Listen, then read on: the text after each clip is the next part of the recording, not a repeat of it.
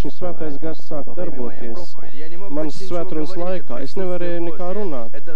Šī sieviete ar lielām pūlēm tulkoja tās raudāšanas dēļ, kura piepildīja auditoriju, un Dieva klātnība piepildīja šo vietu.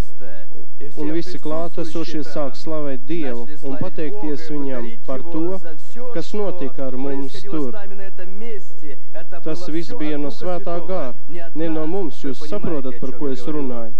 Dieva klātnība turpinājās apmēram pusstundu, un kad viss pagāja, viņi man pastāstīja par ļoti briesmīgu stāvokli. Bija ļoti liela vajadzība, un kā ciešanās darīja dzīves smagu. Un dažas minūtēs svētais gars dziedināja un svaidīja viņus ar balzām un ciešanas sajūtu viņus pamet, un kādu no klātesošiem var būt tam liecinieki.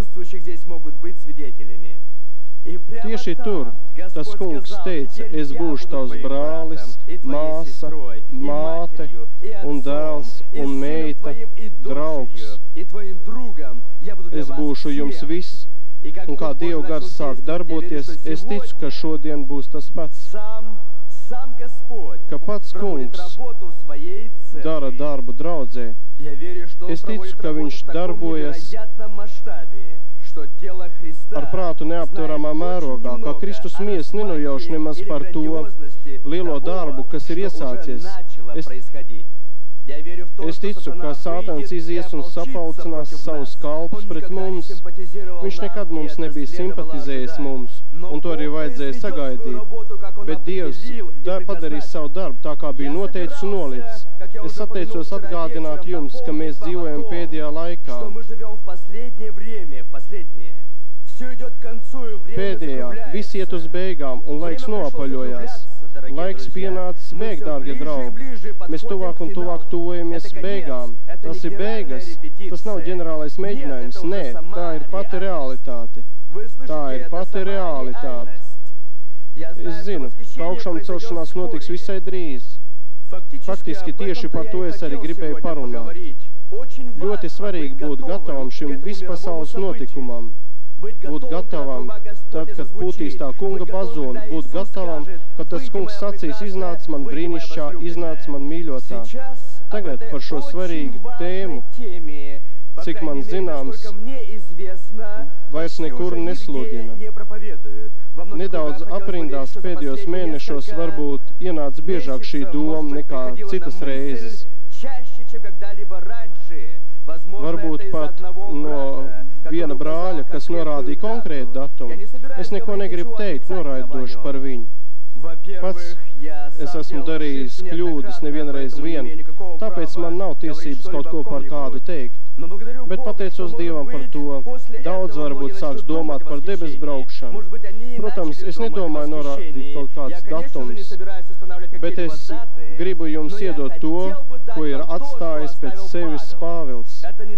Tas ir nesalīdzinoši svarīgi, un tāpēc viņš dod mums mājiens par to, kad šis ārkārtējais gadījums, kāds jebkad ir noticis pasaulē, tāpēc, ka tas notiks pa visu pasauli, kas notiks vienlaicīgi un pievērsīs uzmanību šiem, vēl nekad nebija šiem gadījumam cilvēks. Es gribētu pievērst visu planētas uzmanību, tas ir pievērst viņu uzmanību, kas var būt labāks kā daudz miljonu cilvēku izzušanu vienā acu mirklī. Ar visu tālāk sekojošu veltīgo preses uzmanību izskaidrot šo gadījumu. Viņu nespēs atrast izskaidrojumu mācību grāmatās, teoloģijas un filozofijas grāmatās, un būs spiesti griezties pie Dieva vārda, lai uzzinātu, ka miljoniem ļaužu ir atstājuši šo planētu un devušies pie Jēzus. Slava Dievam! Aleluja! Pāvils dod mums mājienu, pēc kura mēs varam kaut ko uzzināt par šo vispasaules svarīgāko notikumu. Tas ir ne tikai par debes braukšanu, bet arī par lielo ciešanu laiku, par Harmagedonas kauju, par antikristu atnākšanu, par tā kunga dienas tuvošanos, par visām šīm lietām. Un viņš teica kādus vārdus, kuri mums palīdz noprast, par ko viņš runā. Priekš mums tā ir it kā pazīme. Viņš runā sekojoši. Kad sacīs, nu ir miers un drošība, miers un drošība, tad pēkšņi par viņiem nāks posts. Un šodien jau sāk runāt par mieru un drošību. Tā ir vislielākā pazīme. Šodien visā pasaulē šie vārdi un miers un drošība. Dabiski tas attiecās uz vēlāku laiku piederošu antikristam.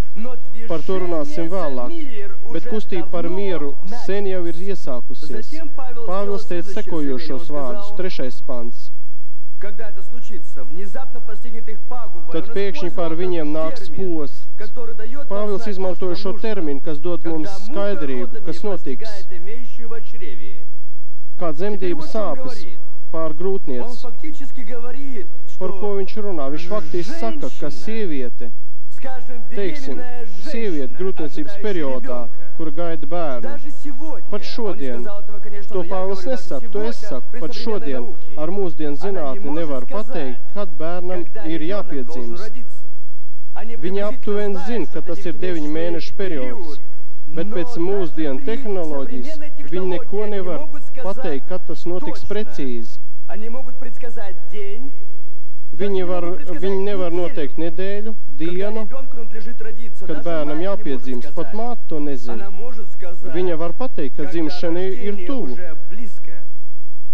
Kaut arī ārsti nevar pateikt precīzi laiku, bet māte zina, ka šis laiks ir ļoti tuvu.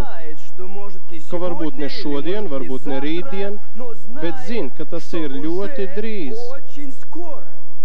Mazais cilvēciņš knosās, un viņa zina, ka drīz viņam jāpiedzimst.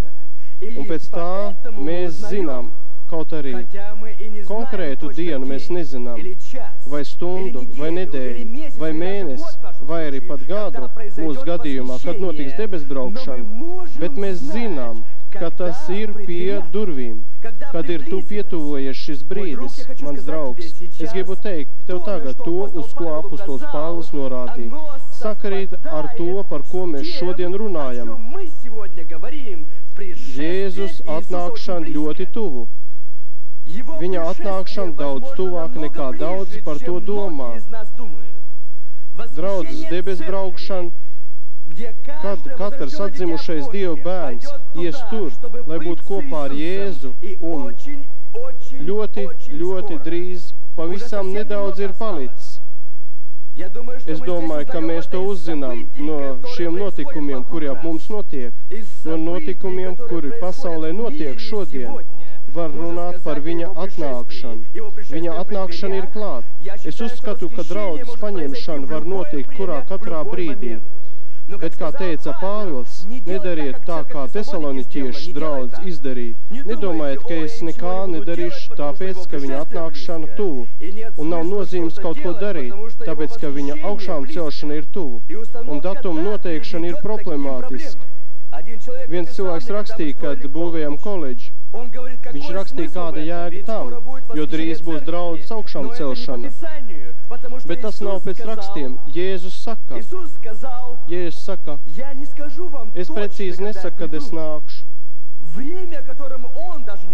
Laiks, kuru viņš pats precīzi nezināja. Jūs teiksiet, viņš Dievs. Jā, viņš Dievs, bet viņš nekad neizmanto dievišķu spēku. Viņš izmantoja tikai to, ko Svētais Gars teica viņam, to, ko Tēvs gribēja, lai viņš zinātu. Ja es teicu, pat es nezinu, tikai Tēvs zina, bet jūs tas, lai nemaz neuztrauc. Jums ir jābūt gaidībās, līdz es atnākšu. Jūsu darbs būtu gataviem. Jūsu darbs ir gaidīt, līdz tā kunga bazūne atskanēs. Turpināt sludināt evaņģeliju pa visu pasauli, dzīvot mūsu kungam Jēzum Kristum un darboties priekš Dievu. Bet es gribu teikt, sekojošo, mans draugs, mēs esam 9. mēnesī. Es jums varu garantēt, ka mēs esam 9. mēnesī. Tagad es gribētu doties pie mīļā Jāņa, pie tā, ko viņš teica.